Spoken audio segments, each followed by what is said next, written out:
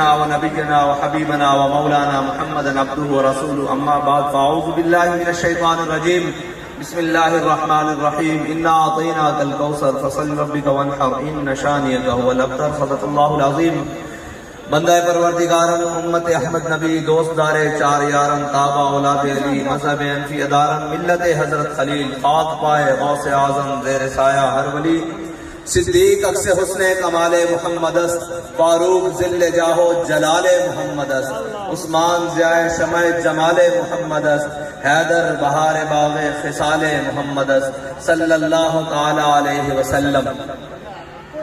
عشق احمد سے یہ اثر بھی زباں میں آ گیا، عشق احمد سے یہ اثر بھی زباں میں آ گیا، تیر کو آواز دی واپس کماں میں آ گیا۔ میں پہلی مرتبہ زندگی میں اور الیکشن کے لیے یا جلسے کے لیے کسی بھی معاملے کے لیے پہلی دفعہ غازی آیا ہوں، لیکن غازی والوں نے دل خوش کر دیا۔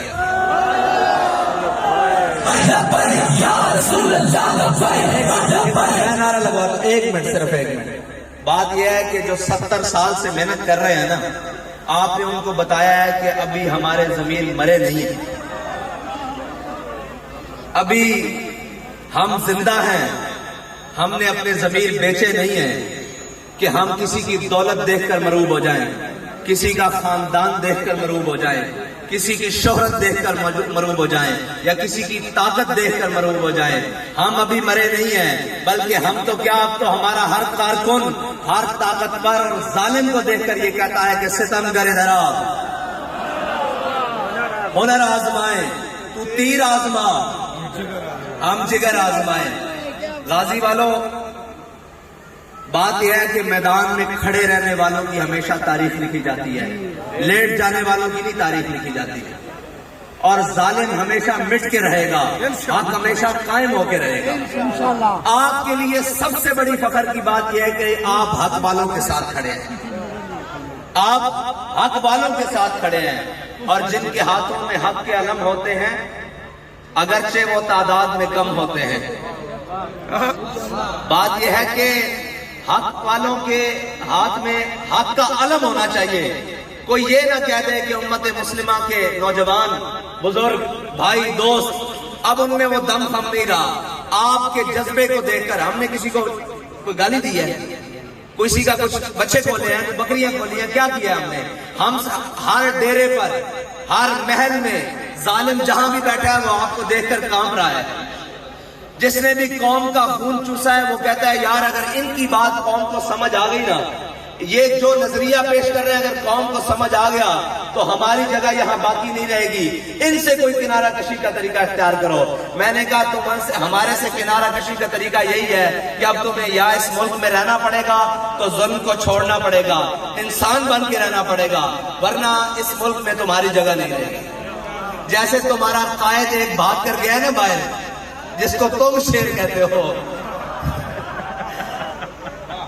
جس کو تم شیر کہتے ہو، ہم نہیں، جس کو تم شیر کہتے ہو، اسی طرح ابھی جو دوسرے ہیں یہ بھی اقتدار سے نیچے آ لیتے ہیں، ان کے بھی پیر پاکستان میں نہیں لگیں گے۔ اس کی وجہ پتہ ہے کہ کیا ہے؟ اس کی وجہ یہ نہیں ہے کہ وہ اس طرح گیا وہ اس طرح، اس کی وجہ یہ ہے کہ پاکستان میں اب وہ ماحول بن رہا ہے، وہ ماحول بن رہا ہے جس مقصد کے لیے پاکستان کو حاصل کیا تھا، پاکستان اپنے مقصد کی طرف جا رہا ہے۔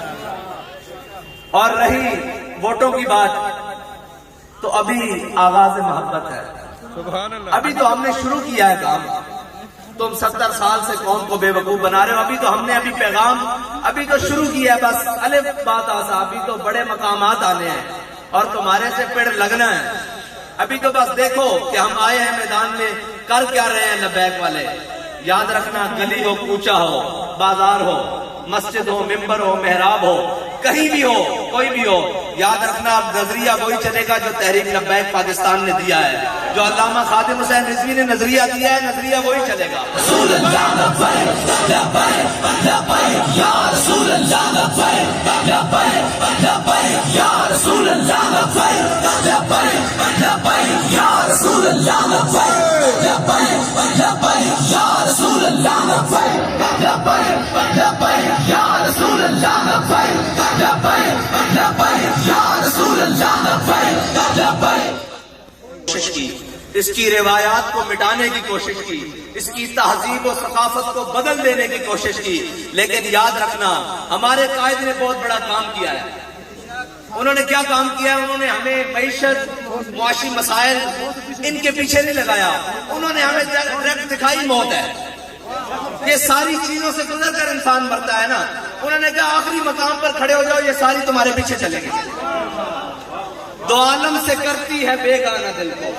علامہ اقبال نے نظریہ دیا، ہمارے علامہ اقبال نے لکھ دیا، ہمارے قائد نے قوم کے دلوں میں ڈالا کہ دو عالم سے کرتی ہے بیگانہ دل کو، معیشت سے بھی، فکر سے بھی، اولاد کی ہر چیز کی فکر سے دور کرتی ہے، دو عالم سے کرتی ہے بیگانہ دل کو۔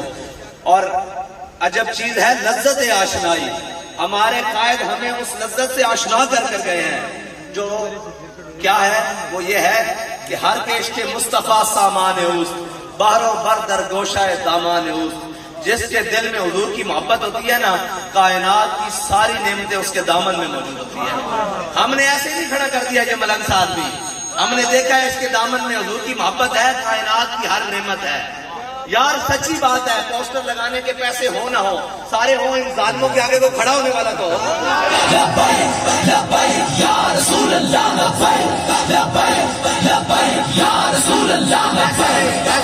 ایک منٹ ایسے نہیں گانے والوں۔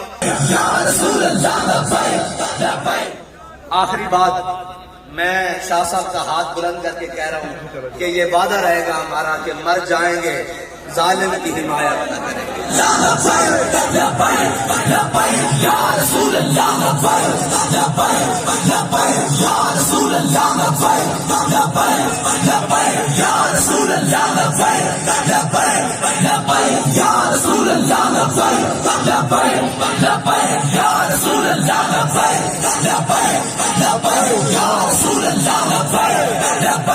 شاہ صاحب کہتے ہیں کہ زندگی ایک سوال ہے، موت اس کا جواب ہے۔